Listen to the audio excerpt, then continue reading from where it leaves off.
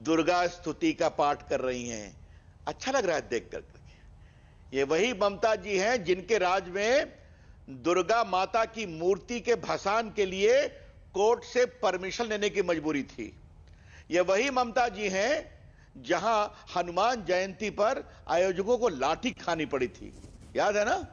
ये वही ममता जी हैं जहां सरस्वती पूजा करने पर मनाही थी, और आज वो अगर दुर्गा जी का पाठ करके अपना नामांकन भर रही हैं तो रविशंकर प्रसाद के चेहरे पर मुस्कुराहट है। ये तो लग रहा है उनको भी दबाव आ रहा है। देखिए, मैं रामलला के वकील के रूप में बात नहीं करूंगा, लेकिन मैं उनको एक बात जरूर स्मरण दिलाऊंगा, और आज आपके चैनल के माध्यम से देश के लोगों को बताने की कोशिश कर रहा हूं।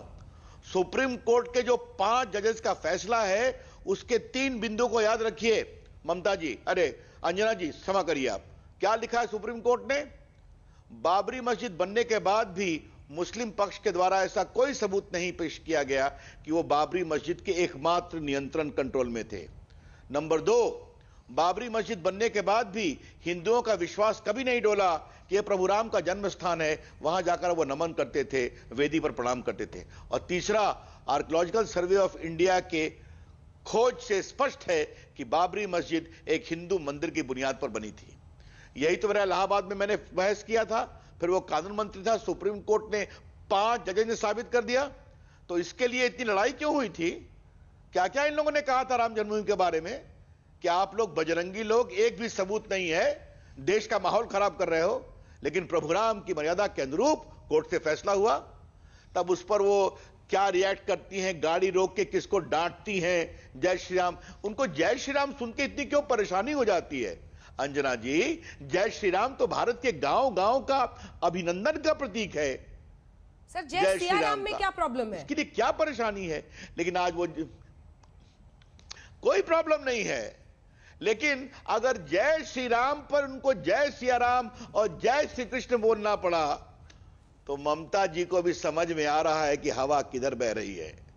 यह मैं आपसे कह रहा हूं, चाहे वो जय श्री राम हो, चाहे जय सिया राम हो, चाहे जय श्री कृष्ण हो, चाहे जय हनुमान हो, चाहे जय मां दुर्गा हो, जय मां काली हो, यही तो है भारत की विविधता। क्यों नहीं है? होनी भी चाहिए ना। लेकिन ममता जी के राज में दुर्गा पूजा के भसान के लिए हाईकोर्ट जाओ, सरस्वती पूजा के लिए हाईकोर्ट जाओ, हनुमान जयंती की कोशिश करो तो लाठी खाओ, पिटो, क्योंकि कुछ लोग को उससे चिंता थी, तो कुछ लोग के वोट की अधिक जरूरत थी। ये थी सियासत। और आज अगर वो पूजा कर रही है तो अच्छी बात है। आपने कहा ममता जी को भी पता चल गया है कि हवा किस ओर बह रही है। कोई भी जो राजनेता होता है वो हवा किधर बह रही है ये समझता है, भांप लेता है, तभी आगे बढ़ पाता है। इसीलिए रविशंकर प्रसाद जी, आपसे अगला सवाल, आप लोगों ने वाकई हवा ऐसी बहा दी है, वरना सोचिए ना, धर्म चुनावों के केंद्र में सबसे बड़ा विषय बन गया है। दुर्गा स्तुति से शुरुआत कर रही है ममता बनर्जी, अब इसके अलावा जय सिया राम, जय श्री कृष्ण बोल रही हैं। यहां पर आम आदमी पार्टी की सरकार कह रही है कि हम राष्ट्रभक्ति, देशभक्ति का माहौल बनवाएंगे स्कूलों में। आपने यहां हिंदुस्तान की पॉलिटिक्स की धुरी में अब धर्म, देशभक्ति, राष्ट्रवाद को कुछ ऐसा डाला है कि अब सारी पार्टियां ये समझ गई हैं कि यहीं से सत्ता का रास्ता निकलेगा, और आपको परास्त करने का भी यही रणनीति होगी जो आपने अभी तक अपनाई है। देखिए अंजना जी, आपने देश की सियासत को बहुत लंबे समय से देखा है एक वरिष्ठ पत्रकार के रूप में। ये इसे कहते हैं